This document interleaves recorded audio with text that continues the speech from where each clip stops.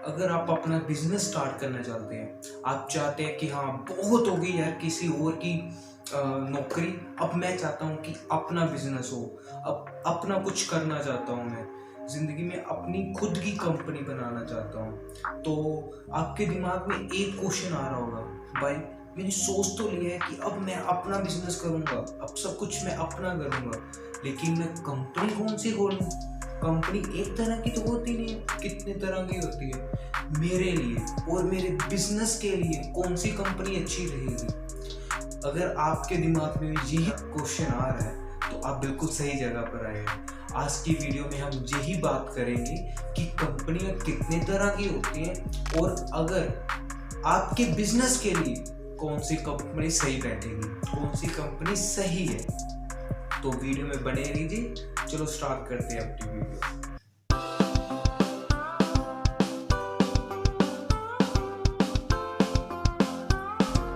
चलो सबसे पहले हम बात कर लेते हैं कि कंपनी शब्द का मतलब क्या होता है। कंपनी का मतलब होता है कंपेनियन, साथी, ठीक है। और अब हम देखते हैं कि कंपनियां के कितने टाइप्स होते हैं। वैसे तो कंपनियों के बहुत ज़्यादा टाइप्स होते हैं, काफ़ी डिफरेंट टाइप्स की कंपनीज आ जाती हैं, लेकिन हम यहाँ इस वीडियो में जो मेन टाइप्स हैं उनकी बात करेंगे।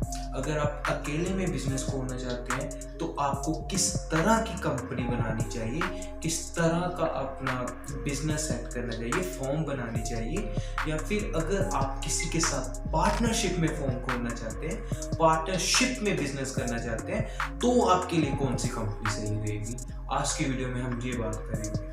तो सबसे पहले हम बात करते हैं कि अगर आप अकेले में बिजनेस करना चाहते हैं, आप चाहते हैं कि आपके बिजनेस के जो भी डिसीजंस हो वो आप खुद लें, आपके डिसीजन में कोई भी इंटरफेयर ना करे, आप अकेले ही मालिक हो, उसका जो भी प्रॉफिट हो आपका ही हो, नुकसान हो वो भी आपका ही हो, सब कुछ आपका ही हो और आप ही हैंडल करोगे, तो उस केस में आपको कौन सी कंपनी खोलनी चाहिए।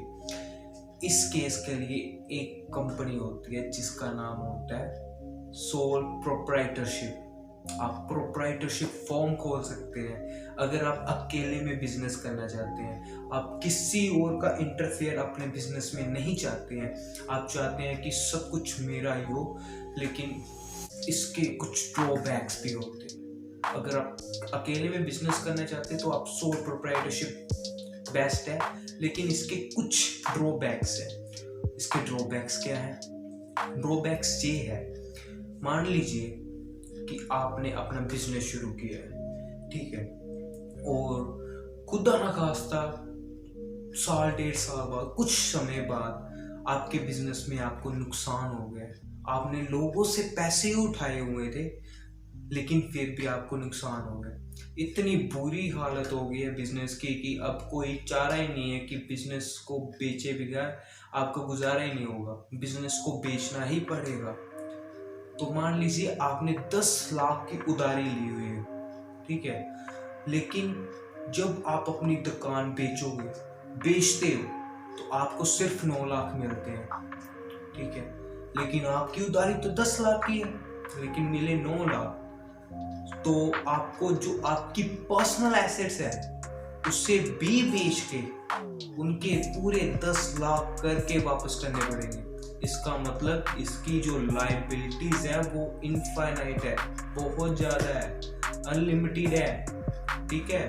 आपको आपके पर्सनल एसेट्स भी बेचने पड़ सकते हैं। सोल प्रोप्राइटरशिप में यही होता है, लेकिन इसके एडवांटेज क्या है?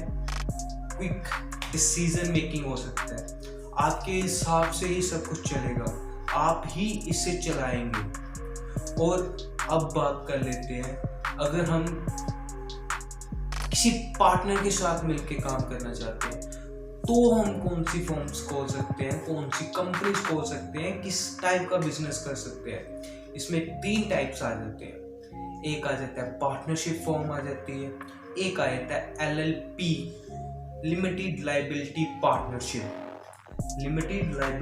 पार्टनरशिप, और इसके बाद में आता है प्राइवेट लिमिटेड कंपनी। ये 3 टाइप्स हैं। अगर आप पार्टनर के साथ खोलना चाहते हैं तो आप इन तीनों में से कोई भी चूज कर सकते हैं। पार्टनरशिप में क्या होता है, पार्टनरशिप इन तीनों में से मोस्ट इजी होती है। एक दिन में इसकी डॉक्यूमेंट्री हो जाती है और अगले दिन आप अपना बिजनेस शुरू कर सकते हैं। बहुत इजी स्टार्ट है, लेकिन इसमें भी सेम प्रॉब्लम है। सोल प्रोप्राइटरशिप की तरह इसकी लायबिलिटी अनलिमिटेड है। इसमें भी अगर आपको घाटा होता है तो इसकी लायबिलिटी कम नहीं है भाई, ठीक है। और पहले क्या होता था, पहले सिर्फ दो ही तरह की कंपनी होती थी। एक होती थी पार्टनरशिप फॉर्म होती थी, एक होती थी प्राइवेट लिमिटेड फॉर्म होती थी। लेकिन 2008 में जो एक कंपनी एक्ट लाया गया जिसमें एलएलपी का कॉन्सेप्ट है, जो कंपनी है एलएलपी लिमिटेड लायबिलिटी पार्टनरशिप को इंट्रोड्यूस किया गया, जो प्राइवेट पार्टनरशिप और प्राइवेट लिमिटेड का कॉम्बिनेशन है। इन दोनों को मिला के, इनके दोनों के बेनिफिट्स मिला के एक इसको इंट्रोड्यूस किया गया। एलएलपी का मतलब होता है लिमिटेड लायबिलिटी। इसमें क्या होता है, इसमें होता है कि अगर मान लीजिए सेम एग्जांपल लेते हैं, हमने 10 लाख की लायबिलिटी ली है, ठीक है, कर्ज है हमारे ऊपर, खुदा ना खास्ता हमारी प्रॉपर्टी बिकती है, एसेट्स बिकते हैं, सब कुछ बिक जाता है, तो बेच बांट के सब कुछ करने के बाद हमारे हाथ में आते हैं 9 लाख। सेम एग्जांपल, कोई दूसरी नहीं, 9 लाख हाथ में आए। इस केस में आपको जो आपकी पर्सनल एसेट्स है उनमें से कुछ नहीं बेचना पड़ेगा, ठीक है। इसका मतलब लायबिलिटी जो होती है वो लिमिटेड हो जाती है। अब अनलिमिटेड लायबिलिटी नहीं, लिमिटेड लायबिलिटी है। मान लीजिए आपने 40 लाख की इन्वेस्टमेंट की है, तो आपकी जो लायबिलिटी है वो 40 लाख ही है, उसके आगे नहीं होगा। आपकी जो पर्सनल एसेट्स है वो आपकी है। इसका ये बेनिफिट्स है। इसकी जो पार्टनरशिप की जो एनुअल चार्जेस होते हैं, जैसे टैक्स फाइलेशन हो गया, ऑडिटिंग करना हो गया, वो इजी होता है एज कंपेयर टू एलएलपी में। उसमें मीडियम साइज ले लीजिए, मीडियम साइज के होते हैं, ठीक है। और इनमें भी इजीली फॉर्म हो जाती है, एलएलपी भी इजीली फॉर्म हो जाती है।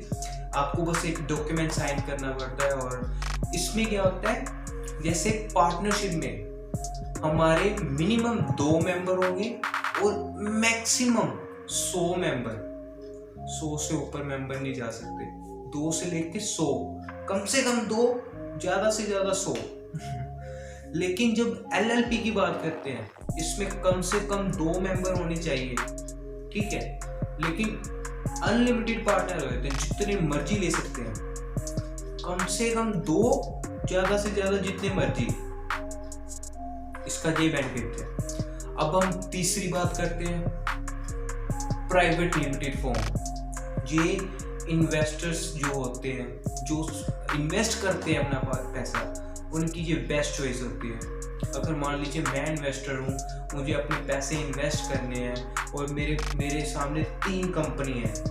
एक कंपनी है मेरे पास पार्टनरशिप फॉर्म है, दूसरी एलएलपी है और तीसरी तरफ मेरे पास है प्राइवेट लिमिटेड। मैं हमेशा इस कंपनी को चूज करूंगा, जो प्राइवेट लिमिटेड कंपनी है उसको, क्योंकि इसको समझना, इसकी देखना इजी हो जाता है। मतलब कि इसकी रिपोर्ट अच्छी होती है, इसकी चाहे थोड़ा प्रोसीजर मतलब कि फास्ट है, थोड़ा प्रोसीजर इसका हार्ड है, मुश्किल है। इसकी टैक्स फाइलेशन और ऑडिटिंग इसकी थोड़ी मुश्किल है। इसमें थोड़े ज़्यादा डॉक्यूमेंट साइन करने पड़ते हैं। लेकिन इन्वेस्टर की इम्पोर्टेंट चॉइस और मेन चॉइस यही है, अगर आपको इन फ्यूचर में शेयर मार्केट से पैसा भी उठाना पड़ जाए, अगर आप चाहते हैं कि अपने और इन्वेस्टमेंट की जरूरत है, शेयर मार्केट में पैसा उठाना चाहते हैं, तो पब्लिक लिमिटेड कंपनी में आप उठा सकते हैं।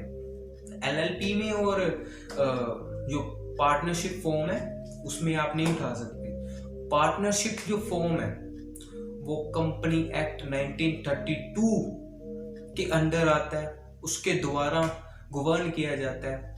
और जो एलएलपी है, लिमिटेड लायबिलिटी पार्टनरशिप, ये कंपनी एक 2008 में लॉन्च आया था, उसके अंडर आता है। और जो प्राइवेट लिमिटेड कंपनी है, ये कंपनी एक्ट 2013 के अंडर आता है, उसके अंदर गवर्न किया जाता है। तो आप अब देख सकते हैं, मैंने सब कुछ बता दिया। अगर आप अकेले में शुरू करना चाहते हैं, अकेले चाहते हैं कि मैं ही सब कुछ हूँ, आपको कौन सी कंपनी शुरू करनी चाहिए? अगर पार्टनरशिप में शुरू करनी है तो आपको कौन सी करनी चाहिए? अगर मेरी पर्सनल चॉइस देखते हैं तो अगर आप चाहते हैं, आप फैमिली बिजनेस रन करना चाहते हैं, छोटा सा अपना फैमिली बिजनेस रन करना चाहते हैं, जैसे हस्बैंड वाइफ हो गए, मॉम डैड और आप मिलकर कुछ करना चाहते हैं, जिन पर आपको ट्रस्ट है, उनके साथ मिलकर बिजनेस शुरू करना चाहते हैं, तो आप पार्टनरशिप फॉर्म शुरू कर सकते हैं। इजी टू ओपन, टैक्स फाइलेशन कम है, ऑडिटिंग का भी प्रोसीजर कम है, डॉक्यूमेंटेशन कम है और इजी है। अगर आप चाहते हैं कि किसी प्रोफेशनल के साथ मिलकर काम करना चाहते हैं, तो आप LLP शुरू कर सकते हैं, लिमिटेड लायबिलिटीज। और अगर आप कुछ बड़ा ही करना चाहते हैं, आपके सपने बड़े हैं,